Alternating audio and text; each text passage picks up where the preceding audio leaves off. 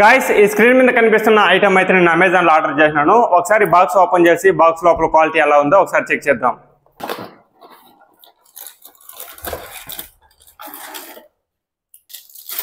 మనకు ప్యాకింగ్ అయితే బాగానే వచ్చింది, చూడొచ్చు.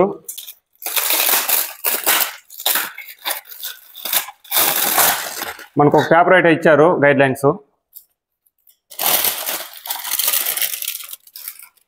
ఇంతే ఒక వలైట్ ఇచ్చారు. ఇది ఎందుకు ఇచ్చారో తెలియదు.